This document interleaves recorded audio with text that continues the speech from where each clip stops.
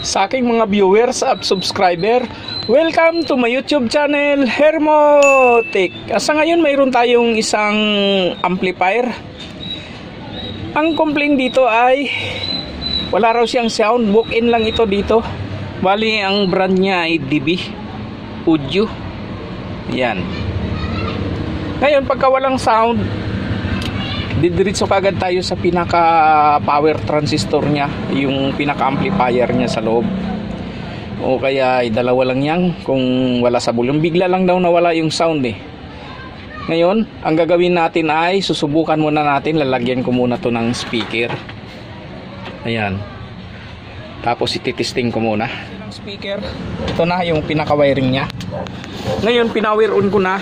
Wala talaga siyang audio. Ayan o, naka-volume na. Kasi naka-FM naman siya eh. Ayan, wala talaga. Ngayon bubuksan natin. At ang unang-una kaugad nating sisilipin ay yung relay. Kapag hindi na ito nag-activate ang relay niya, ibig sabihin may problema yung power transistor niya.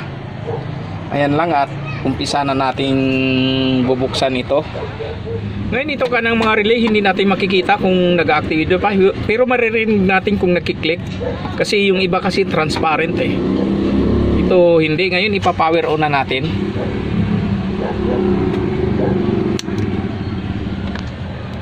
Ayan, wala man lang may nag-click. Ngayon ang gagawin natin ay tutukan natin ng power tester to, yung ating digital tester, kung saan ang may problema dito sa ito. Magka-partner to eh, itong dalawa na ito. Ngayon ayan, at gagawin na natin. Ayan na, nandito na yung ating voltmeter na tester. Ngayon kukuha na natin ng voltahe yung pinaka-output ng speaker para malaman natin kung ditong side ba o ditong side yung may problema. Kasi hindi talaga mag-activate yung ating relay kung may voltaheng lumalabas, kasi nga ang trabaho ng ating relay ay parang gwardiya. Protektahan niya na huwag pasukin ng magnanakaw yung kanyang binabantayan. Kung baga sa yung relay ay pinoproteksyonan niya yung ating speaker na huwag pasukan ng voltahe. Kasi pag pinasukan yan, masusunog yan eh. Uusok na lang yan bigla eh. Ganon din yan sa gwardiya eh. Kaya ayan lang, at umpisa na natin. Body ground natin yung isa. Tapos titingnan natin kung may voltahe ba. Teka, hindi nyo makita eh. Ayan, 1.7. medyo okay pa itong kabila dito. Ayan, mayroon siyang 3451. Ditong side ang may problema. Ngayon alam na natin kung saan tayo pupunta. Ang gawin natin ay tatanggalin na natin to, tapos papalitan natin to ng transistor, o i-check pa natin yung mga niya rito, yung mga drive niya rito kung may nadamay na transistor. Ayan lang, at umpisa na nating babaklasin. Ayan na, natanggal ko na yung pinaka transistor niya. Ito yung pinaka amplifier niya, yung nagdadala ng ating speaker. Ngayon ititest natin ito. Halimbawa good ito, maaring nandun sa dito sa mga drive na nito. Titesting natin yung mga drive niya dyan. May sira talaga kasi may pumasok na voltahe. Minsan kasi hindi dito ang naging problema, minsan dito. Ngayon i-check natin. Dito na yung ating tester. Tingnan natin kung may leaking ba ito o shorted na. Ito muna tayo mag-umpisa. Ayan, kikita pa. Isa kasi ako eh. Ayan. Tapos balik rin natin. Kapag pumalo yan, ibig sabihin may leak, pero hindi naman siya eh. Pati yung kanyang collector at saka yung emitter, wala rin mang leaking. Ngayon dito tayo, positive ito. Yung base nya positive kasi letter A ito eh. Ayan, good. Ayan, wala siyang leak. Hindi man lang gumalaw yung ating pointer ng ating tester. Ngayon dito sa collector at saka sa emitter, wala rin. Ngayon dito tayo sa kabilang side. Yan. baliktarin natin. Collector emitter, wala, good ito. Nandun ang problema sa mga drive nya, sa preamp saka sa drive. Titingnan natin. Ayan, okay oh.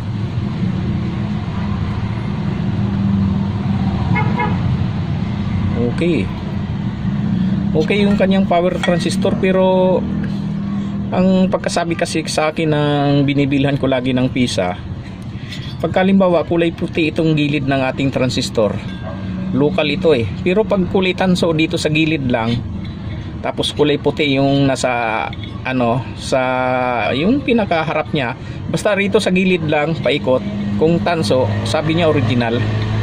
Mayroon namang nagsasabi na pag yung rito code number niya ay above 500 pababa local, 500 pataas, yun ang original.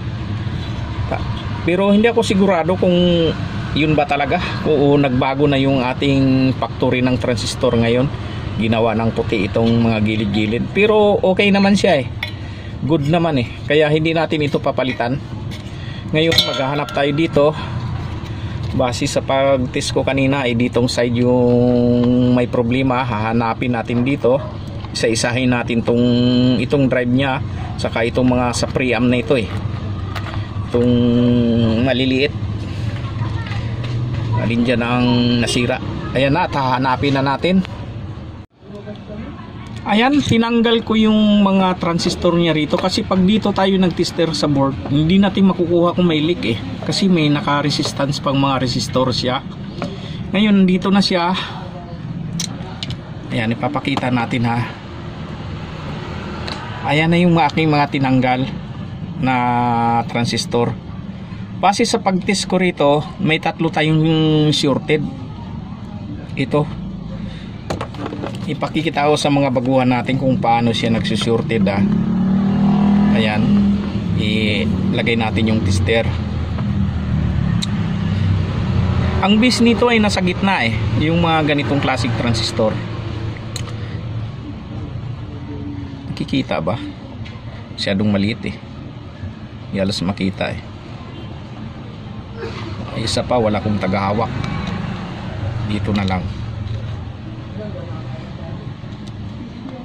Ayan, nakita nyo yung tatlong paa, nakikita ba?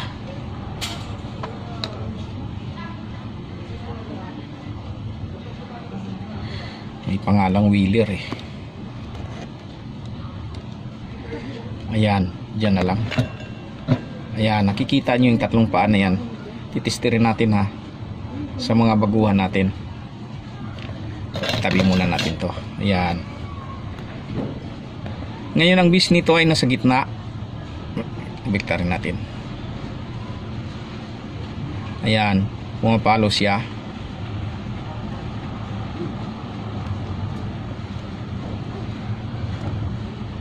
Yung kabila wala nang reading, open na.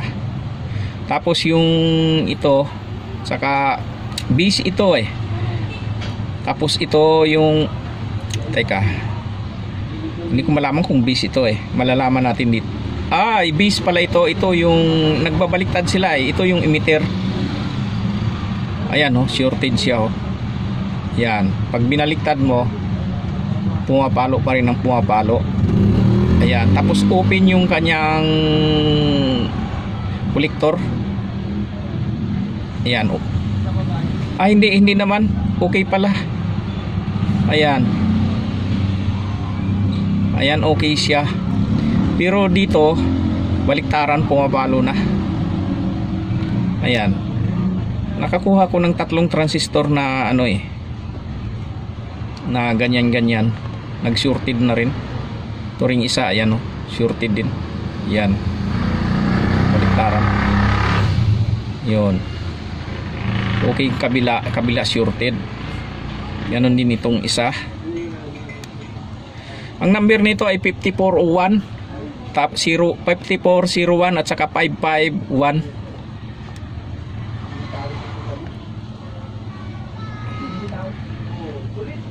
Ayan, kabila yung nag-shorted. Ayan. Tapos dito hindi okay. Pero ganun na. Ang sa mga baguhan natin, ito yung good eh. Ayan ho. Titestirin natin ha. Ipapakita natin yung ano, yung talagang good.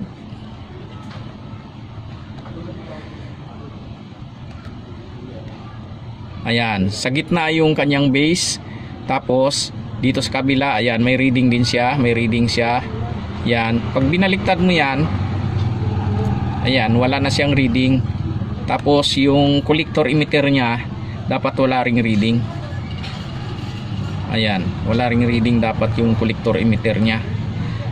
Ayan, base, tapos emitter, collector, good. Ayan ang good. Ngayon, papalitan natin itong tatlo na ito. Tapos isasalpak natin dito at titingnan natin kung magkaroon pa ba ng voltahe. Ayan, at umpisa na natin.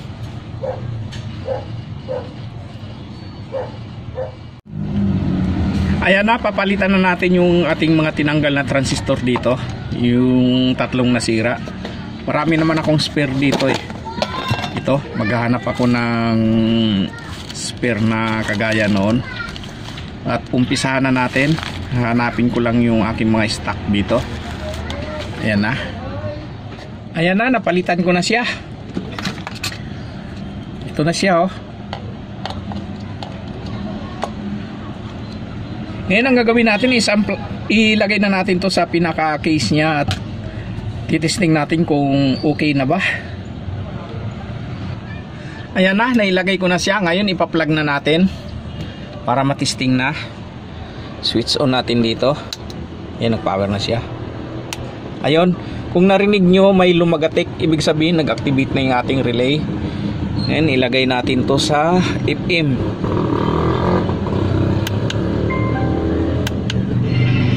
Ayan na. Nako, may problema pa yung volume niya. Tsaka napakahina ng sound niya. Ayan, naka-full na siya. Ayan, nawawala-wala. Papalitan natin to ng volume. At saka palitan na rin natin yung ano. Yun. Nawawala-wala.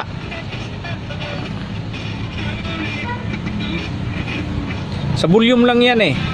Subukan muna natin palitan yung volume. Pagka gumana yung bass and treble, hindi na natin papalitan. Pero pagka hindi gumana, papalitan din natin. Ayan lang, at umpisa na natin. Ayan na, natanggal ko na yung pinaka volume niya. Ngayon marami ako rito. Ayan to, papalitan natin.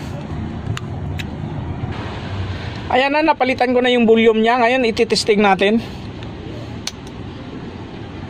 Press natin sa FM.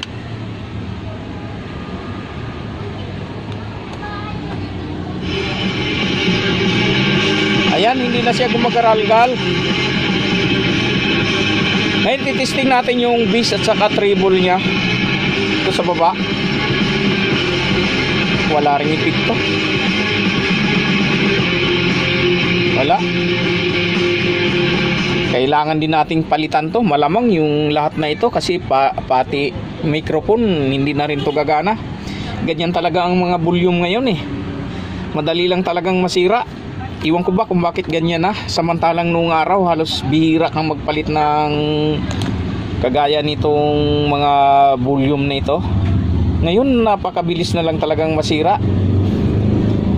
Ayan lang, at umpisa na natin. Papalitan natin to ng volume uli dito sa bass at treble nya. Isama na rin natin yung microphone. Ayan, natanggal ko na. Ngayon isa-isahin nating pagtanggal to para palitan na ito lahat yung mga volume nya. Ayan na, nasa uli ko na. Napalitan na natin lahat. Ngayon ititesting na natin. Power on ko na. Ayun, nagkiklik agad. FM na tayo.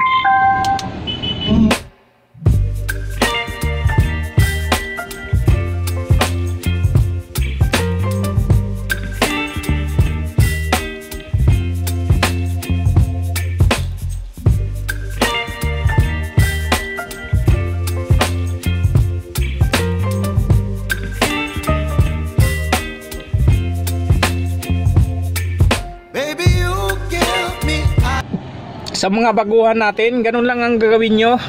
Halimbawa, pagka plinag nyo siya at wala kayong naririnig na may nagkiklik dito sa relay, ibig sabihin lang yan, dito tayo magpo-focus unang-una dito sa mga power transistor nya. Halimbawa, pagka good ito, dito sa mga drive nya. Dito lang, minsan sa resistor lang yan eh. Yan lang ang mga kadahilanan yan eh. Kasi hindi naman mahirap to gawin kasi hindi to IC type, transistorized lang eh. Kaya madali nating tanggalin tapos ititest. Kasi pag dyan natin tinis sa mismong board, minsan nagkakaroon ng leaking dahil sa mga continuity niya sa transistor. Hindi tayo makagamit ng times 100, pwede times 10 lang. Kaya lang hindi rin natin sigurado kung may leak. Mas maganda talaga yung tinatanggal. Tapos halimbawa kung nag-click naman yung relay niya at wala pa ring sound, dito lang yan sa mga volume. Yan lang yan. Kasi yung mga IC niya rito at saka sa sa tone control, hindi naman halos nasisira eh. Ang nasisira lang dito sa portion nito yung kanyang mga volume lang. Ito yung mga knob niya. Ayan lang at maraming salamat sa inyong panonood, and please like, share and subscribe to my YouTube channel for more upcoming video. Thank you.